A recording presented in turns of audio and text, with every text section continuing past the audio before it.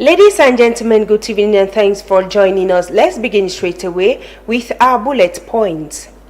Cameroon's parliament has ushered in a new leadership era following vote held this March 17, 2026. A 65-year-old Honorable Tato Theodore was elected president of the National Assembly, succeeding 86-year-old Kabayege Jibril after 34 years in office. At the same time, Senator Abubakari Abdullahi Lamido of Ray Buba was chosen as president of the Senate, ending Maxel Nyat Njifenji's tenure since the chamber's creation in 2013.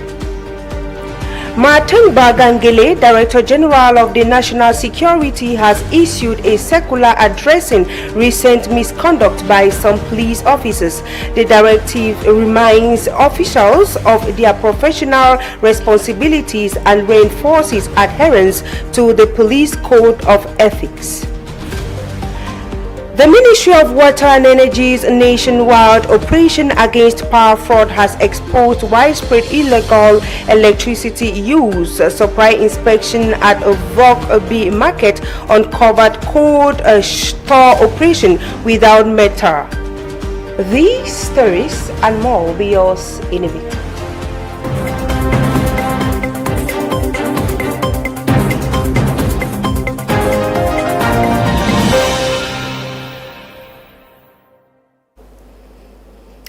Thanks once more for joining us. As you heard in one of our lead stories, a new chapter begins for Cameroon's legislative arm as Honorable Tato Theodore has been elected new Speaker of the National Assembly. He was elected during a plenary sitting this Tuesday chaired by the eldest member, Honorable Sopo Tode Malis, by 133 votes against 14 new ballots. Bertrand Tita is on standby at the Paul Biya's Glass House. Hello, Bertrand. Can you give us more on the breaking news?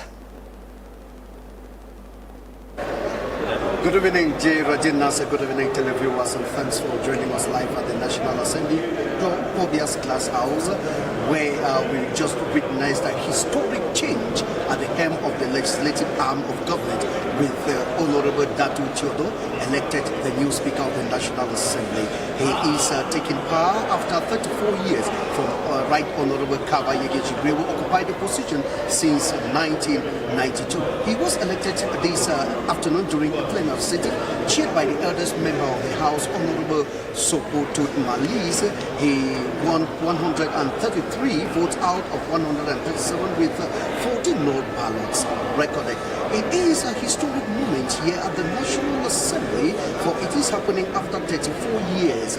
And equally, Honorable Ilarion Etong was elected Senior Vice President of the House, with five Vice Presidents elected, 4 quaestors and 12 secretaries of the National Assembly elected to carry on with legislative work during this session, in which they are going to examine government actions as well as examine some bills for the benefit of Cameroonians. With me is one of the members of the National Assembly. Good evening, Honorable. Good evening. Can you share with us your emotion after the election of a new Speaker after 34 years? Generally, we know that if there's one thing about life is change. Change is permanent. And when it comes, people have different apprehensions. For those of us who are members of the Assembly, we, in fact, welcome the change, because it's, after 34 good years of the Assembly being under the leadership of the Right Honorable Speaker, who has just been replaced, we are now happy that a new person has come. We expect that, new styles of administration will be introduced, and we pray that under him, the institution should do better and improve to the betterment of the state and the members of the National Assembly. So, like any other person or group of persons, generally such change is usually accompanied by euphoria. And I want to say that we are euphoric that we will now have a new blood at the helm of the National Assembly. Any words about the new president, about his personality? I know him to be a very, very calm, meticulous administrator, and an accomplished one too, for that matter. And you could see it, and you can see it in this marvelous edifice, whose construction was being directed by him. So we want to believe that being an accomplished businessman, being very long in the National Assembly, knowing the corners, all the corners and crannies of the House and the State, he is going to bring in new things which will go a long way to improve this institution. So we are just happy that we have somebody of his mettle at the helm of the National Assembly. Thank you very much. You're welcome. It's a historic change, ladies and gentlemen, and of course, the euphoria is high here at the National Assembly, and in his acceptance speech, he pledged to work for the benefits of Cameroon, not only for the Cameroon People's Democratic Movement, the CPDM, not only for the parliament, for the entire nation. And of course, it is the dream of every Cameroonian to see this change extend to other sectors. For Camdis Television at Paul Biya's Glass House, the National Assembly, I am Bertrand Tita with Elise Yanda. Back to you in the studio, Jerajin Nasser. Thank you very much, Bertrand Tita, for that fresh update coming all the way from the Paul Biya's Glass House. And as you heard, Cameroon has experienced a parliamentary shake-up. It is in this light that our senior journalist, Promise Akante, is with us in the studio with a first-hand reading of the parliamentary shake-up. Promise Akante, good evening, and thanks for joining us in the studio. Thanks for having me, Geraldine, and good evening to all our televiewers. Now, can you tell us what reading can we make of the change at the Senate and at the National Assembly? Of course, Geraldine, it's a welcome move, first of all, to say the very least, because both at the lower and upper houses of parliament, it's been long expected. When are we going to see a change? And you remember the head of state had said it in his recent outings that he's going to renew the entire system.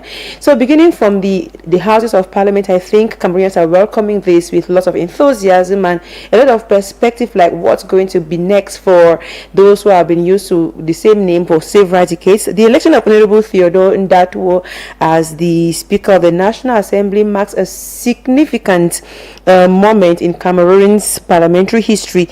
And this transition is not just about a change in leadership, it is a test of relevance, independence and credibility of our legislative institutions at a time when our country urgently needs strong institutions for our development, for our growth, and for every other thing as renewal. So the National Assembly must not just stop at a ceremonial body that lets every bill pass across like a full taxi in a rainy season, but it has to stand up to its constitutional responsibility to hold the executive accountable, to reflect on the true voice of the people, and also to legislate in the interest of all Cameroonians of every political obedience. Now, Honorable Ndatwo's emergence as Speaker of the National Assembly also speaks of the evolving political dynamics within the system. So it's always been like it is a one-way traffic and the people have no voice. But this time it shows that the system is evolving, and the head of state said that there will be lots of major changes. So people are getting more and more used to these changes. It's also an opportunity to strengthen parliamentary oversight. It's an opportunity to restore public confidence in state institutions where Cameroonians were already giving up, like we don't have a National Assembly that can question the government or a Senate that can question bills from the National Assembly being the upper house. So it's also to ensure that the National Assembly becomes a space for real debates, as well as not just a mere endorsement of every bill that comes. But looking now at the Lamido of Ray Buba, Senator Abubakari Abdullahi, who opt to now was the first vice president of the upper house, but he has been very, very active given the fragile health of Senate President, or the former Senate President, Marcel Nyas Njifenji. He has been very active. So technically speaking, most people had seen this coming, like he was logically going to occupy the position of the Senate President after the fragile health of the president. So his election marks also a new turning point in the institutional life of the Senate. The former Secretary of State for Agriculture will have to make his mark at the Senate, having often served as interim president for Njifenji, who was weakened by illness. So yes, Nasser, I think that there's a lot of hope, there's a lot of green lights at the tunnel for Cameroonians. And talking about the Lamido, was it a sort of preparation for this eventual position? Well, we have been seeing him a lot on the field, like basically almost all Senate sessions he's been presiding. So, you know, they say like practice makes perfect.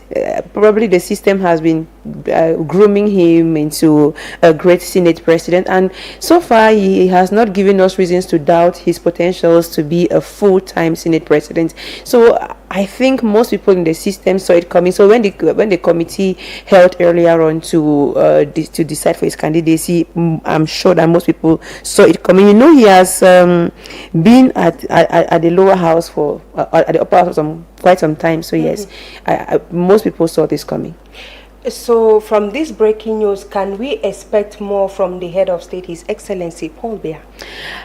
I think he is a very unpredictable president. He is very, very unpredictable, but with the trend of activities, it is high time the days ahead become the present days, and beginning with the highest stage. You know, when you have the presidency, the Senate, the National Assembly, Social and Economic Council, and then the Prime Ministry. You know, he has begun from the Senate and the National Assembly. So hopefully we go down to the government and see a major shake-up in the coming days, in the words of the head of state. Thank you very much, Promise Akante. It was nice having you with us, and thank you for enlightening our viewers on such a breaking news.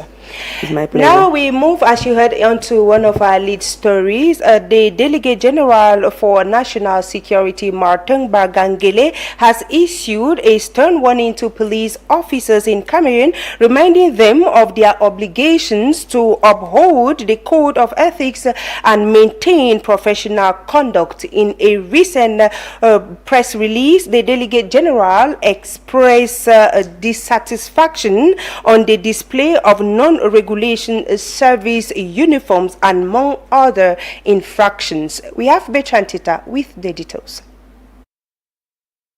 According to the Delegate General for National Security, non-regulation service uniforms, unauthorized decorations and insignias, and extravagant hairstyles, among other infractions, are actions that not only undermine the image and reputation of the National Security Corps, but also compromise the duty of discretion and political neutrality that police officers are sworn to uphold.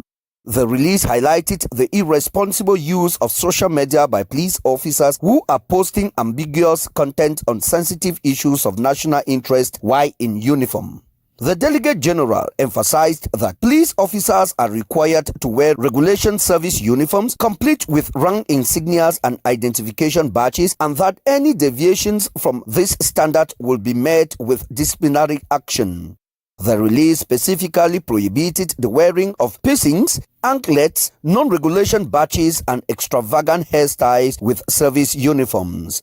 Furthermore, the Delegate General reminded police officers that publications and interventions in the media and on social network while in uniform are strictly prohibited except in cases expressly authorized by the Chief of Police. The release also emphasized the importance of protecting confidential documents and data, citing instruction numbers.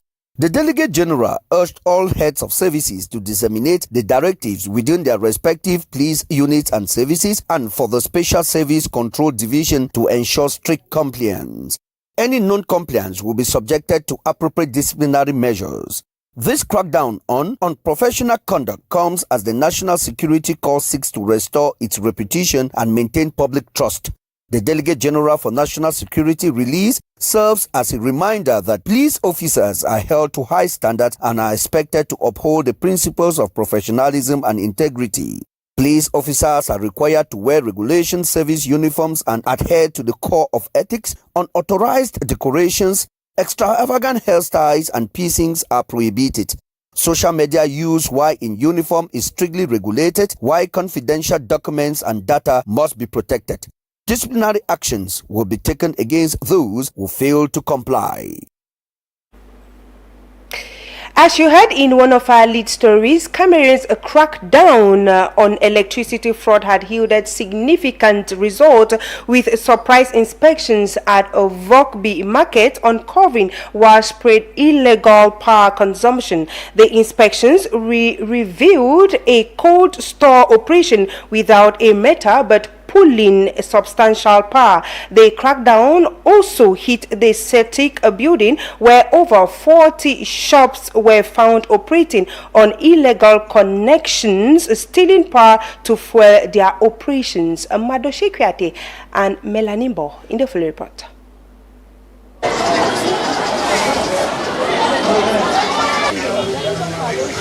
They say there are 99 days for a thief, but 1 day for the owner. For a long time, people have been stealing electricity across Cameroon, tapping illegal connections, bypassing meters and taking power that does not belong to them. But their free ride ends now.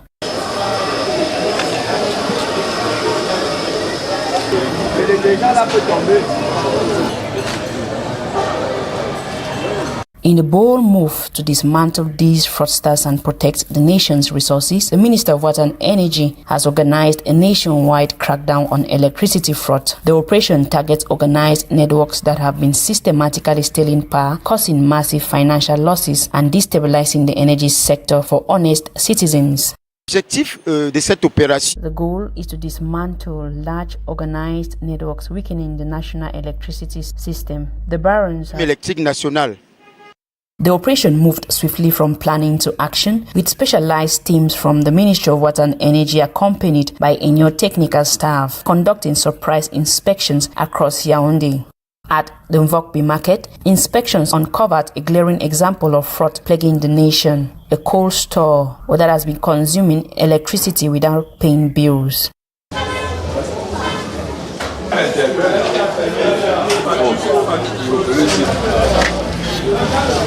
Further inspections revealed over 40 shops lined up in front of the Cetic building, connected illegally, running without meters and drawing power that is never accounted for.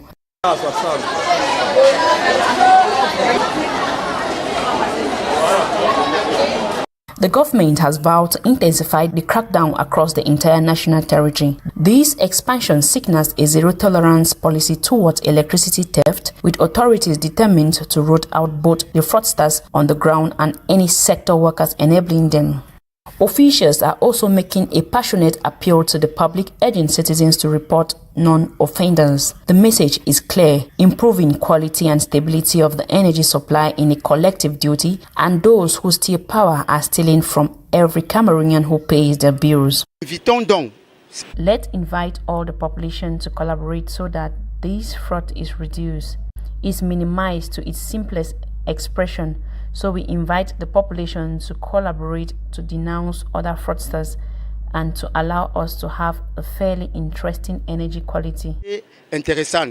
Authorities are determined to ensure that every consumer is held accountable for their electricity usage, reinforcing the principle that energy is a paid-for commodity and not a resource to be illegally exploited. Ladies and gentlemen, we have come to the end of our 6 p.m. news over Camdays Television. It was a pleasure staying with you. Up next is Select 2, a presentation of Tabby Clarkson. Stay tuned.